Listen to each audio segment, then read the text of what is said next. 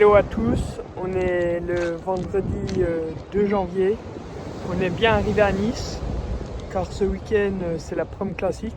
Pas de prépa spécifique pour moi, mais on vient là pour marquer un temps de passage dans la préparation pour le marathon de Paris, pour voir à peu près où on en est, mais on sait que ça ne sera pas le chrono optimal. Allez, on va se balader, à plus.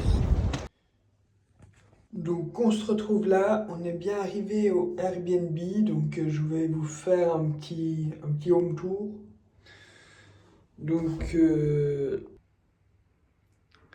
là on a la salle de bain, donc tranquille quoi, la douche, voilà, le petit miroir, ok, bien. Après on est pas mal. Là il y a la table, donc voilà, on a amené l'ordi pour travailler un peu, la petite Vichy bien sûr.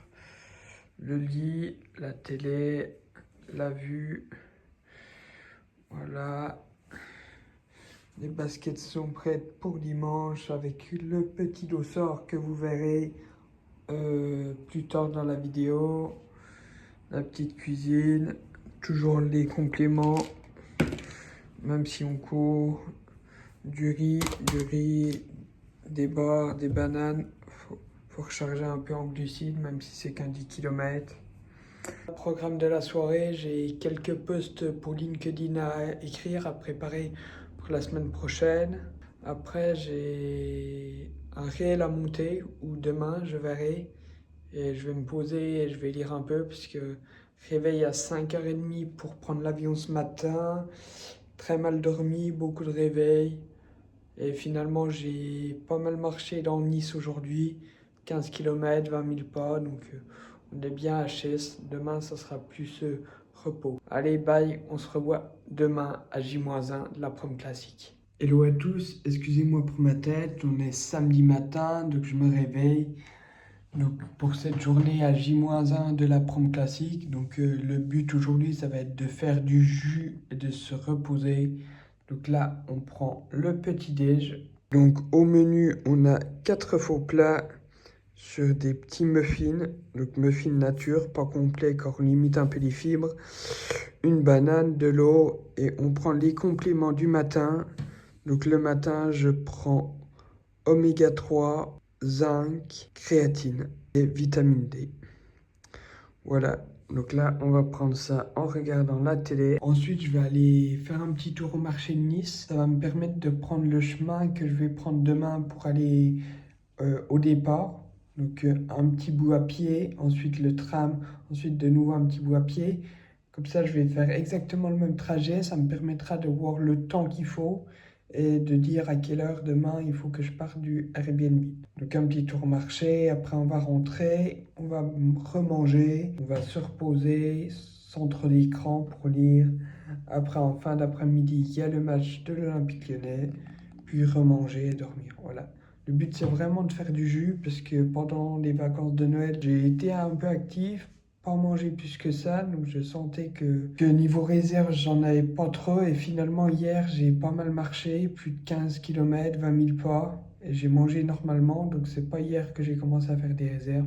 Donc, même si c'est un 10 km, c'est bien d'avoir les stocks de glycogène au maximum. Moi, on a toujours cette impression un peu de voler. Je ne sais pas si toi, T'as déjà couru un lendemain d'un gros repas, ouais, le lendemain tu vas courir, tu sens que tu as plein d'énergie, que tu es boosté. Bah, le but de créer une main, c'est juste ça, que la course, au moins le début de course, soit facile. On se retrouve dans la journée, à plus. Samedi après-midi, on se retrouve pour un peu de mobilité, étirement. J'ai un peu la tête dans le cul parce que j'ai passé mon après-midi à lire et puis à scroller un peu sur des réels. Donc en lecture, je lis actuellement ce livre. Donc c'est À contretemps de Ludovic Pomeray. Hyper intéressant. Et la façon dont il est construit, c'est intéressant. Ça alterne différents sujets. Il se lit très facilement. J'en ai lu la moitié en une fois. Passons mobilité étirement. Pour commencer, je vais faire les rotations de hanches. À l'époque, il y a 1 an et demi, c'était mon plus gros problème quand j'ai commencé la course à pied. J'ai fait énormément de mobilité autour de ça, uniquement là-dessus au début. Et depuis maintenant, c'est plus mon problème. Donc un exercice simple, juste ça. Après, je fais les releveurs de cheville, surtout qu'en ce moment, le petit point bloquant dans ma pratique de course à pied, c'est ce pied-là, justement, le releveur là. J'ai tendance à choper un peu une tendinopathie. Et plus je cours vite, plus elle arrive vite. Donc demain, sur le 10 km, je ne sais pas ce que ça va donner. J'espère que ça va tenir au moins jusqu'au 8e. Si ça tient à toute la course, tant mieux. Si ça tient au moins jusqu'au 8e, ça fait que 2 km avec ce bout-là. Donc là, simplement, je viens faire flexion, extension.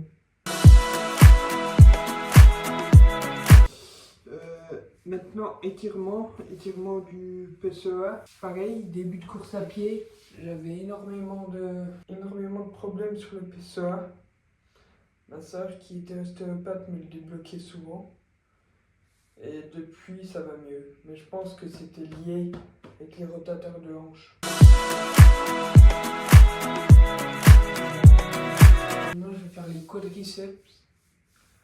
Les étirements des quadriceps, ça m'a aidé quand l'été dernier, quand j'avais mon syndrome fémoro-patellaire.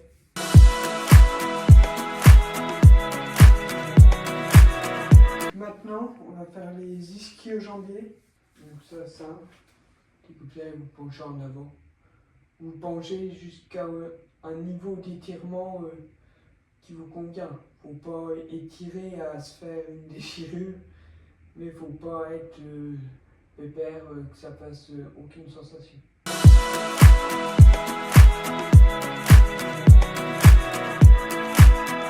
Et voilà. Et dernier étirement, les mollets. Donc pour les mollets, connus de chacun, pareil.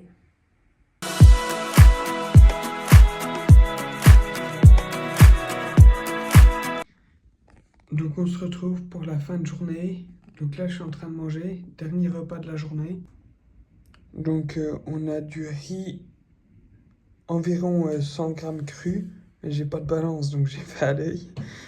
2 tranches de jambon et un peu de ketchup, tout ça devant une vidéo YouTube. Là on va manger ça, après se doucher, mettre du tape et aller se coucher. Demain du coup au programme réveil 6h15, comme ça je fais 15 minutes de mobilité, 6h30 je mange, donc petit déjeuner tout simple, banane, beurre de céréales. Le but c'est d'aller à l'arrêt de tram pour 7h24, ça fait qu'à 40-45 je suis au consigne. S'il y a un peu de queue, 8h j'ai tout déposé. J'espère pas avoir trop froid et une fois avoir déposé mon sac à la consigne parce que je vais y déposer ma veste. Après 8h, faire un petit échauffement, quelques lignes droites. Et voilà, essayer de se garder échauffé dans le sas. Et après le départ à 9h, donc du premier sas. Donc moi je pense vers 9h15, 9h20. 7h05, dimanche matin, on est parti. Donc là je me dépêche un peu parce que j'ai 5 minutes de retard, mais ça va être bon pour le tram. Donc on est parti. La nuit au début je me suis beaucoup réveillé pour aller aux toilettes. Après j'ai fait une grande partie. Et après je me suis réveillé à 5h. Je croyais que ma montre elle vibrait. Donc c'était l'heure de me réveiller en fait. Mais en fait pas du tout. Donc j'étais un peu totalement désorienté. Et après, je me suis rendormi, réveillé, rendormi. Ouais, la dernière heure, là, elle était un peu hachée. Là, je viens de choper une contracture au mollet en me dépêchant. Donc voilà, là, on va au tram et on se revoit là-bas. J'ai une bonne nouvelle, les amis. Le 4,30, il a tenu. Il a tenu le 4,30. Oui, du coup, je disais 44-43 à la montre. Donc je pense que je suis à peu près pareil à la puce. Sachant que sur Strava je vais être encore plus bas parce que j'ai fait 10 km 70 à la montre. Donc pas mal. On va être content. Par contre le cardio hyper bas, 163 de moyenne. Mais la limite est musculaire et surtout tendineux au niveau des releveurs de cheville. Merci, c'est pas facile. Merci, bonne journée.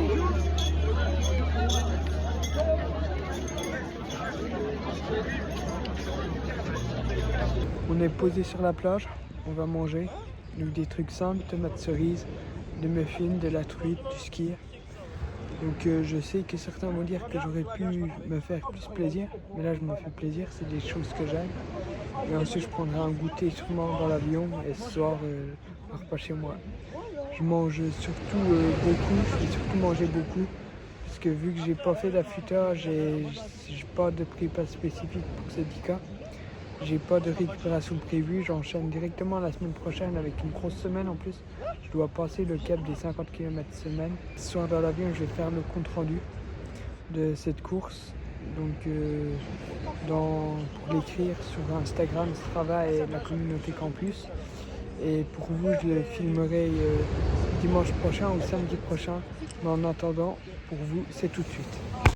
Donc voilà, nous sommes 7 jours après la prom classique et il est temps de vous faire le débrief. Donc j'ai les données devant les yeux afin d'être plus précis dans ce que je vais vous dire. Déjà, pour commencer, ça commençait mal.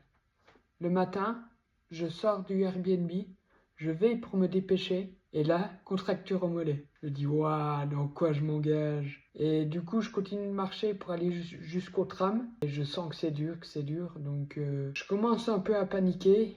Et dans le tram, j'essaye de m'étirer le mollet. Ensuite, on arrive sur le lieu du départ. J'arrive très tôt, environ entre 7h30 et 7h40 pour un départ à 9h. Donc finalement, je me suis un peu dépêché. J'ai toujours l'impression d'être en retard, mais finalement, j'arrive toujours 15 heures en avance. Donc il faisait un peu frais, je gardais mes affaires et j'ai attendu 8 heures pour aller donner ma veste à la consigne. Et ensuite à 8 heures, j'ai fait 15 minutes d'échauffement. Donc j'ai fait 10 minutes footing tranquille dans le sas de départ et après les 5 autres minutes, je faisais quelques lignes droites. Dernier petit tour aux toilettes. Puis je rentre dans le sas de départ car ça commence à bien se remplir. Et vu que je rentrais dans le sas 40-45 minutes et que je visais sub 45, certes j'aurais dû me mettre à la fin, mais étant donné que je sais qu'il y a beaucoup de personnes qui respectent pas leur sas, j'ai envie d'être au moins au milieu de ce sas là. Il est environ 8h30, 8h45, on attend dans le sas, j'essaie de rester en mouvement mais je sens que le froid commence un peu à monter. 9h, départ élite donné. Moi, je prends mon gel caféiné, donc Morten sans caféiné, ce que j'avais déjà fait sur le premier, et j'utilise souvent ces gels-là sur les grosses séances. Finalement, vient à moi de partir dans la 6e vague, environ à 9h20. Donc là, c'est lancé. Go, c'est parti. Premier kilomètre, il est un peu bizarre parce que finalement, avec le froid dans le sas, c'est le bout du pied gauche qui est un peu gelé. Vous savez, quand on a ce pied, là, on a beau appuyer au sol, on a le bout un peu paralysé, on n'a pas des bonnes sensations. Donc le premier kilomètre, un peu bizarre dans les sensations, mais on est sur du 4,29, donc on est bien. Deuxième kilomètre, ça commence à s'atténuer, le pied s'est réchauffé. Donc cette sensation bizarre commence à disparaître. Et là, pour rappel, je m'étais dit, je regarde pas ma montre, mis à part à chaque borne kilométrique pour savoir si je suis à peu près dans les temps. Donc là, bizarre, parce que je me sens plutôt bien. J'ai pas l'impression d'être à 4,30 au kilomètre par rapport à les sensations que j'ai à l'entraînement. On passe le deuxième kilomètre.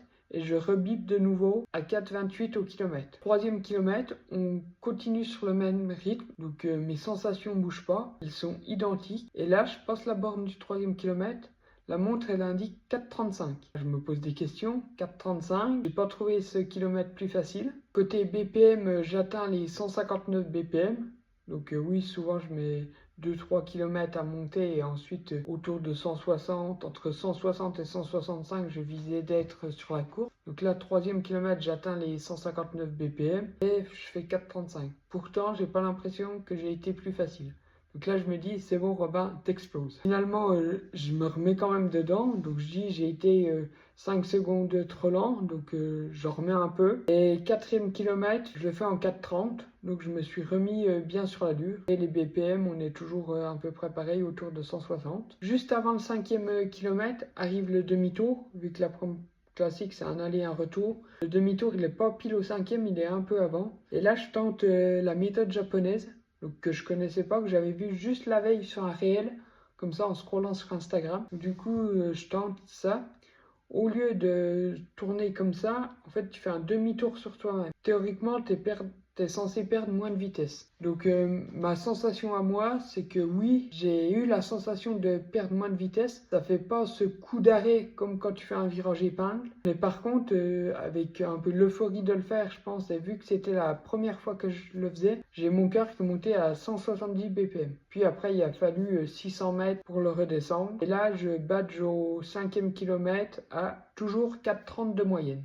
Donc on est bien, ce 5e kilomètre, je le fais en 22,34 pour une cible à 22,30 si on voulait faire 45 minutes. Donc là, le 5e kilomètre est passé, donc je continue, toujours les mêmes sensations. La fréquence cardiaque qui commence un peu à augmenter, on est à 167, mais je me sens hyper bien et j'ai l'impression que ça descend. Et je passe le 6e kilomètre à 4,27. Je rattrape de nouveau 3 secondes, ce qui est bien, alors que j'ai pas l'impression que c'est plus difficile.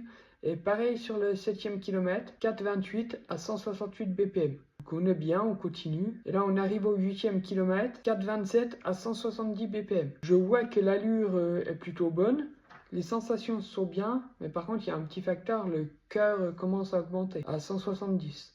Donc 170, c'est un peu ma limite que je peux conserver un peu plus longtemps. Mais du coup je suis bien, donc au 8e je dis... pourquoi pas en remettre un peu. Tout l'arche des 8e, j'en remets un peu et je passe le 9e kilomètre à 4,25. Et là, au 9e kilomètre, vu que la prom classique c'est droit, on commence à bien voir l'arche d'arrivée en bleu. Donc là, je me dis, c'est bon, 1 kilomètre, tu peux envoyer. Donc je commence à accélérer, puis je me dis, est-ce que c'est pas trop tôt? Que je me retiens un peu, puis après, du coup, environ à 500 mètres, je fais non, c'est bon, tu peux envoyer. Au pire, t'exploses 20 mètres avant la ligne, donc c'est pas grand chose. Et là, du coup, j'envoie, mais je tape pas un sprint tiré. J'augmente progressivement, donc 4,20, 4,15, 4,10, 4,5, 4 au kill. Et après, on arrive sur le tapis bleu, bah là, j'envoie. Je crois que la vitesse la plus grande, c'est 3,30 au kill que j'ai. Donc voilà, je finis bien en sprint. Chose que j'avais pas faite sur le Adidas 10K à Paris, parce qu'en fait j'étais focalisé un peu trop sur la montre et finalement avant la ligne j'avais déjà la montre dans les mains, prêt à biper tout ça. Que là non, vu que je regardais ma montre qu'à chaque kilomètre, là sprint, je passe l'arche. Et après, je m'intéresse à ma montre. Il y a la puce qui fait foi. Aujourd'hui, on a une puce qui fait foi. Donc, si on arrête notre montre 5 secondes plus tard, 10 secondes plus tard, c'est pas grave. Parce qu'on a quand même un temps officiel grâce à une puce, un chrono final en 44-41, qui est largement en dessous des 45, donc on est très content. Donc pour conclure de cette course, je suis très content de moi. C'est un peu ma course référence au niveau sportivement. Donc l'ambiance, c'est moins élevé que le marathon de Paris, bien sûr. Mais sportivement, j'ai bien géré. Pas fait avoir par la montre en étant 100% sur ma montre, non. J'ai été dans ma course avec ce bip... En plus, il y a les arches et il y a la montre qui bip au kilomètre. Certes, avec les 70 mètres de différence à la fin, elle bip à peine avant l'arche. Mais bref, ça me permettait juste de contrôler mon rythme. Mais vraiment, la course sur les sensations. Et on voit que ça paye.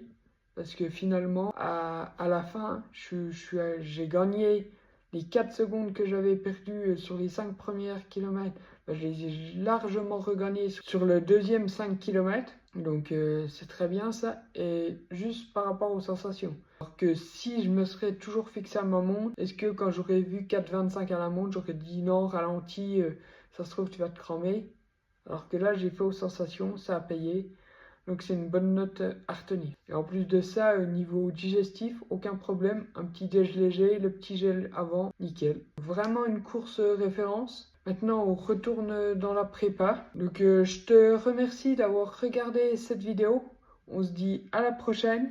Et en attendant, entraîne-toi bien pour toi et tes objectifs personnels, pas pour les autres. Ciao!